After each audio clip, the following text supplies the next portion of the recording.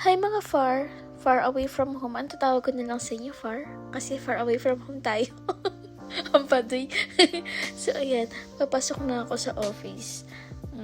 Usually pang pumapasok ako ng mga 6:15. Yan, maalis na ako 6:15. So, ano kung matatawag ko sa inyo? Hindi ko alam. Hi mga par, hi mga sis na lang siguro. Ewan ko. Kahit ano na lang, no? Ayan, nasa office na ako. Kain ako ng breakfast. Tsaka, ginagawa ko na yung trabaho ko. Tapos pumunta si Aizen, yung pinsan ko. May hinanap siya, may pinapahanap siya sa akin, pero siya na yung naghanap. Ayan.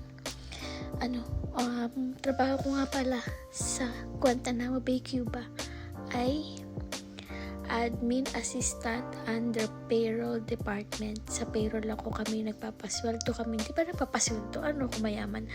Ako kami yung nagpa-process ng sweldo ng oras nila.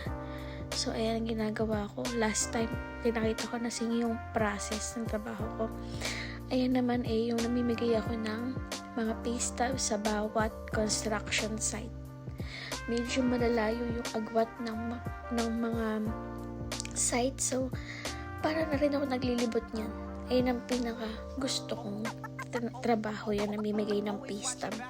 Kasi para kang chill ka lang, naglilibot ka lang. Pero isang oras almost kalahating oras or isang oras lang ako nawawala sa office. Kaya naman kasi ng ganong oras lang. Hindi pwede magtagal. So, after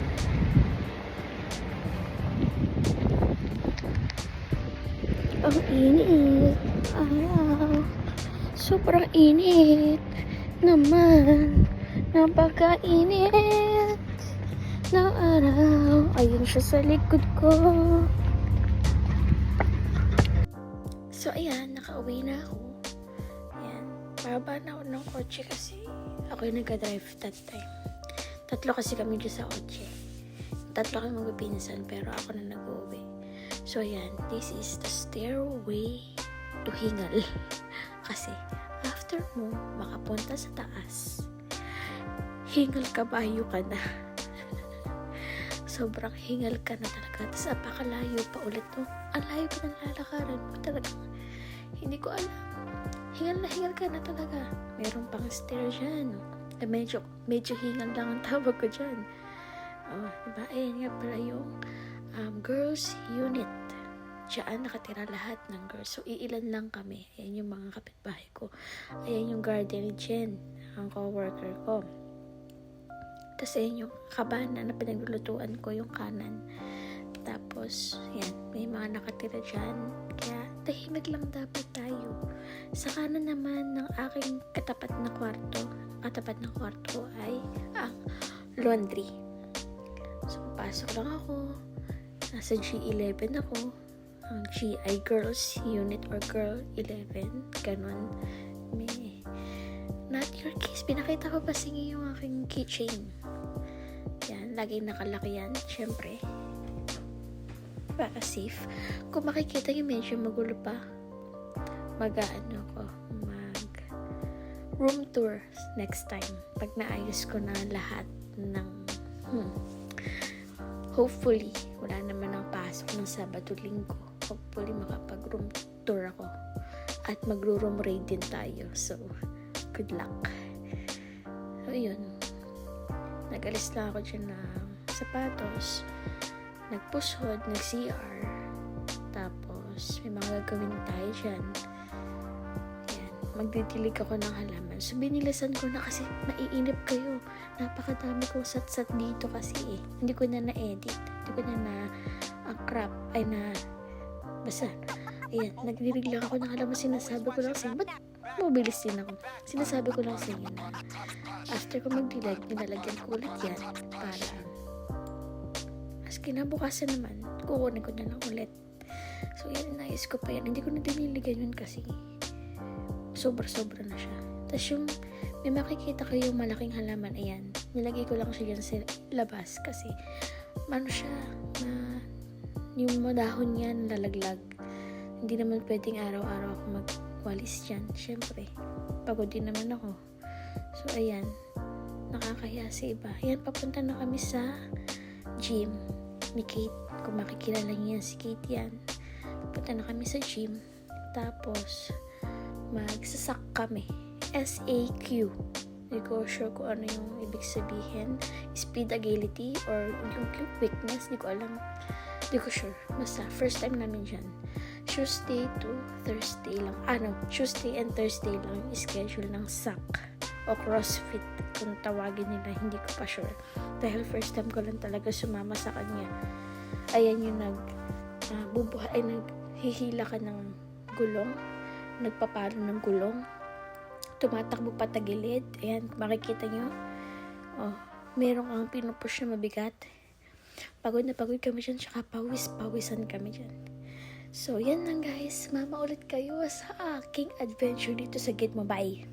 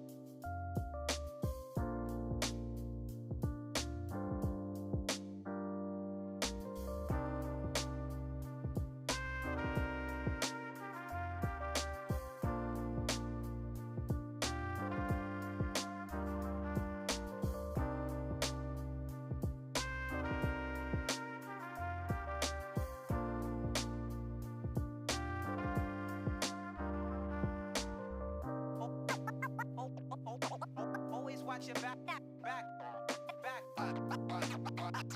Shit. Shit.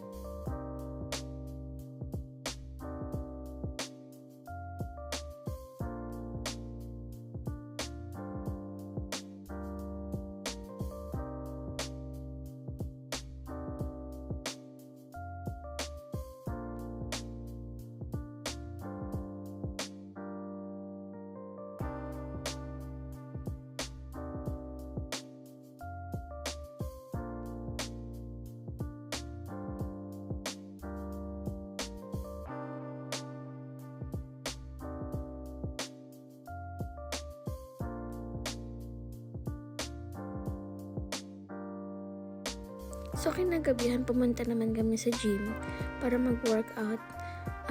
Magta-try kami sa SAC. Tapos, yung SAC na yun, usually, yung alam naman na yun, yung may hinahatak na gulong, meron kang pinupush na mabigat na bagay, meron kang pinapalo yung gulong, tumatalon, tumatakbo ng patagilid. Tatry namin yan. First time namin yan. Every Tuesday and Thursday yan. Libre lang yan. Oo, lahat, pati gym, libre dito. Kaya magandang dito, kailangan healthy ka. Ayun lang. So, after that, di ba pala kami nakakarating, sorry. So, ayan yan. Ayan yung itsura niyan. Nakakapagod, pawisan kaming lahat. Pagod na pagod kaming lahat. Sobrang ganda. O, di ba, itsura niyan, pawisan pa lang. So, yan lang. Bye, mga saints!